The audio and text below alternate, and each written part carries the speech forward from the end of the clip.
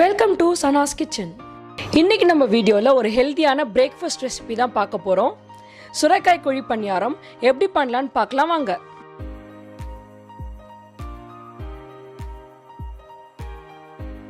குழி பணியாரம் பண்ணுறதுக்காக முதல்ல ஒரு தாளிப்பு ரெடி பண்ணிக்கலாம். ஒரு 4 ஸ்பூன் அளவுக்கு எண்ணெய் ஆட் பண்ணிக்கிறேன். எண்ணெய் லைட்டாக காஞ்சதுக்கு அப்புறம் 1.5 ஸ்பூன் அளவுக்கு கடுகு ஆட் பண்ணிக்கலாம். கடுகு பொரிஞ்சதும் ஒரு 1/2 கப் அளவுக்கு உளுந்து ஆட் பண்ணிக்கிறேன். 1/2 கப் அளவுக்கு கடலைப்பருப்பு ஆட் பண்ணிக்கிறேன்.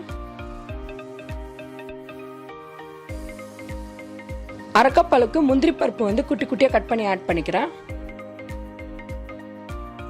இது லைட்டாக எண்ணெயில் வதக்குனதுக்கு அப்புறம் 4லேருந்து 5 பச்சை மிளகாய் சின்னதாக கட் பண்ணி இது கூட ஆட் பண்ணிக்கலாம்.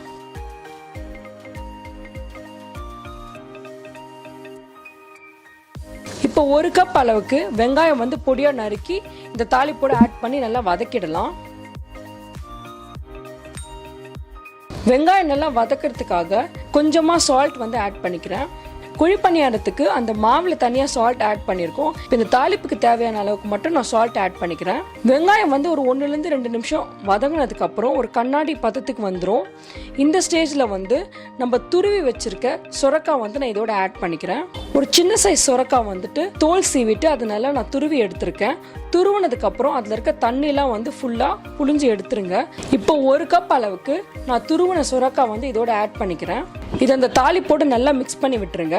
இந்த சொரக்காய் வேகிறதுக்காக நம்ம நிறைய தண்ணியெல்லாம் ஒன்றும் ஊற்ற வேண்டாம். இதுலேயே ஈரப்பதம் இருக்கிறதுனால இது நல்லா அந்த தாளிப்போடு மிக்ஸ் பண்ணி விட்டுட்டு 2லேருந்து 3 நிமிஷம் மூடி போட்டு இதை நல்லா வேக விடுங்க. பாருங்க, 2லேருந்து 3 நிமிஷத்துக்கு அப்புறம் நான் திறந்து பார்த்துருக்கேன். இந்த சொரக்காய்லாம் நல்லா வெந்துருச்சு. ஒரு மாதிரி கண்ணாடி பதத்துக்கு இருக்கு. இது ஒரு தடவை நல்லா மிக்ஸ் பண்ணிட்டு இந்த தாளிச்ச மிக்சரை நம்ம குழி பணியாரம் பண்ணுறதுக்காக மாவில் ஆட் பண்ணிக்கலாம்.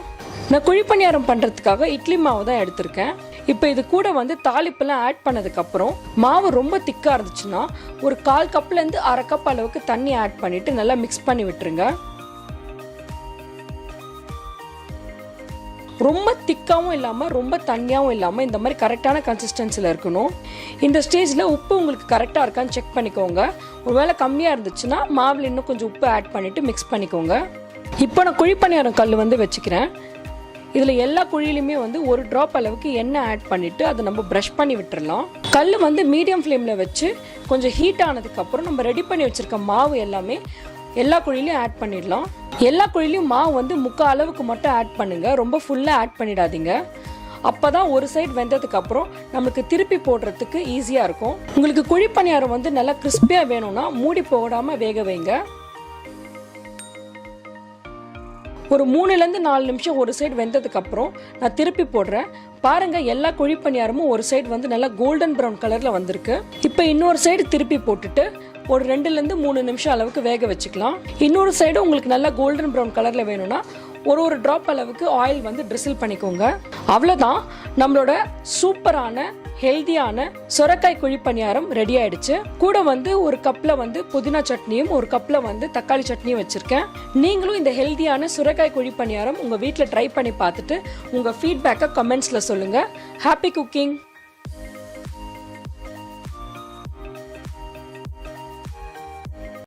இந்த ரெசிபி பிடிச்சிருந்துச்சுன்னா லைக் பண்ணுங்க, ஃப்ரெண்ட்ஸ் அண்ட் ஃபேமிலியோட ஷேர் பண்ணுங்க, என்னோட சேனலை சப்ஸ்கிரைப் பண்ணுங்க. தேங்க்யூ.